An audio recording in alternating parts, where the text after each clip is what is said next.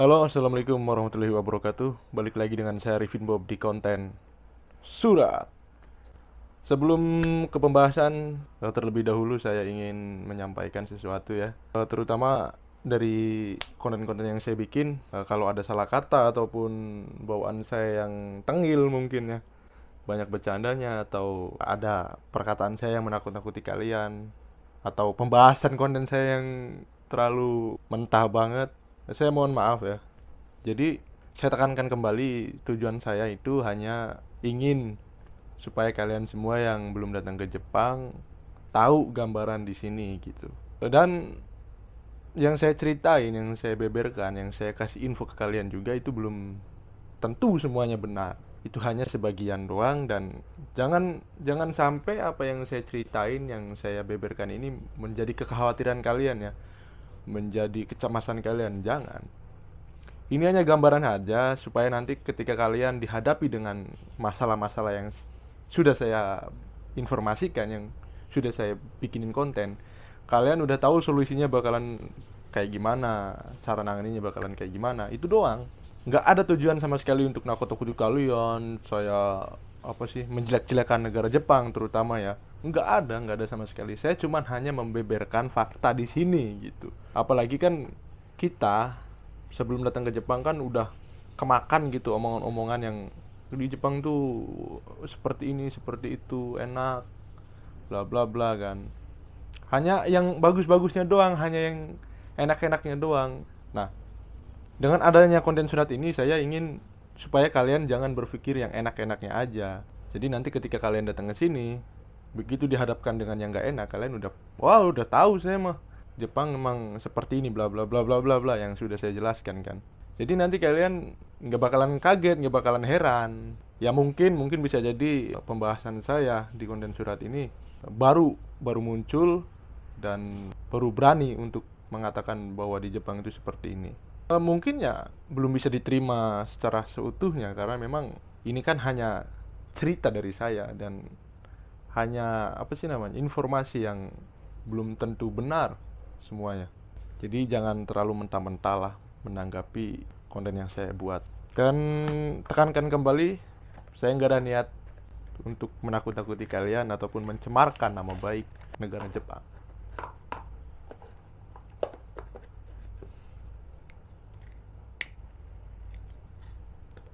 Oke, langsung kita masuk ke pembahasan konten kali ini.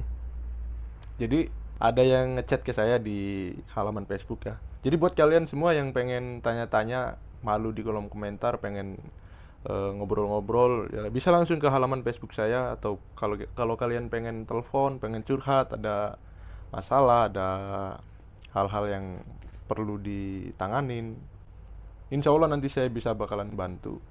Insya Allah ya. Bisa langsung ke halaman Facebook saja.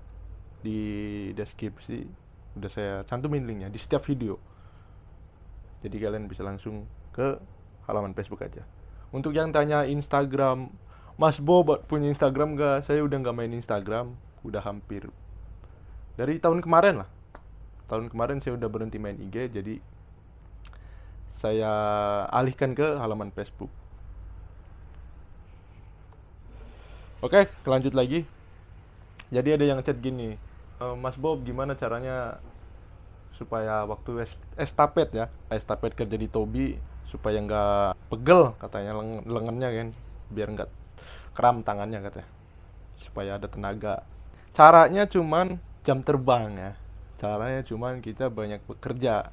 Kalau untuk latihannya mungkin bisa jadi kalian banyak-banyakin push up lah, itu untuk dasarannya sih push up. Tapi kalau untuk menangani supaya nggak kram, supaya nggak capek ya di jam terbang itu, di jam kerja itu. Kalau awal-awal memang ya yang namanya kram, yang namanya pegel itu pasti sih kalau pertama-tama. Itu badan hancur bisa jadi di ya 1 bulan lah estafet itu kan. Ini tangan pasti kram nih kalau awal-awal. Jadi untuk penanganan yang lebih dasarnya sih banyak minum ya, banyak minum air lah. Jadi biasanya yang saya tahu bisanya terjadi kram itu karena kekurangan cairan, biasanya seperti itu. Dan ya memang kaget ya otot ya awal-awal kita baru kerja dan kerjanya diporsir banget. Apalagi barang-barangnya kan berat kan, kayak hanci, kayak asira, seperti itu kan berat-berat ya. Ya, yang kita angkut kan bukan 1 sampai 10 biji ya. Satu mobil ya yang diangkut ya ke atas. Jadi wajar lah kalau memang capek. Tapi kalau udah jam terbangnya banyak, kita udah sering lakuin terus, lama kelamaan ya bakalan terbiasa sendiri. Jadi kalau untuk awal-awal, untuk pertama ya wajar sih kalau emang bakalan kram, bakalan sakit semua itu kan tangannya, itu udah wajar. Jadi kalau untuk latihan dasarnya push up sih kali ya. Push up sama apa ya kira-kira ya? Sama angkat-angkat ini kali ya, angkat-angkat barbel gitulah persiapannya di Indonesianya itu. Tapi kalau untuk bekerja sih sebenarnya, kalau angkat-angkat berat kan udah ya udah pasti ya, namanya juga kerja Tobi. Nah, yang paling penting banget sih yang saya saranin untuk kalian itu stamina sebenarnya. Itu stamina tuh harus benar-benar kuat, karena kita kan kerja itu kan bukan hanya sebelintir doang gitu kan. Kita kan kerja kan lama, selama 8 jam, walaupun ada jeda-jeda istirahatnya kan. Jadi stamina kalian tuh harus benar-benar terjaga banget. harus kuat lah stamina ya.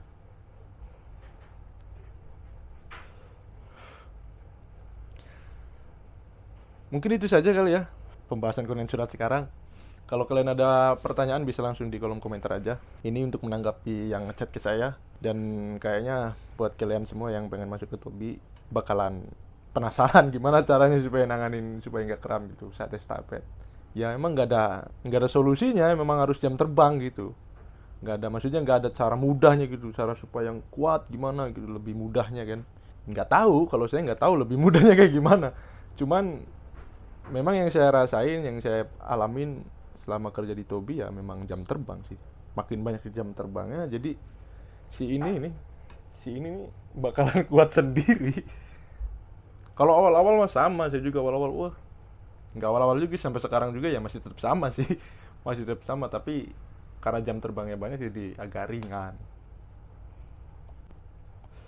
Yaudah, mungkin itu saja yang bisa saya informasikan. Mudah-mudahan bermanfaat, mudah-mudahan bisa diterima di kalian semua. Kalau ada salah kata saya mohon maaf. Kalau ada kata-kata kasar di video-video sebelumnya juga saya mohon maaf. Mungkin kata-kata itu pendekatan saya ke kalian supaya seperti sahabat gitu, dan lebih dekat lagi supaya nggak canggung. Saya Arifin Bob undur diri. Wassalamualaikum warahmatullahi wabarakatuh. Salam bong rea.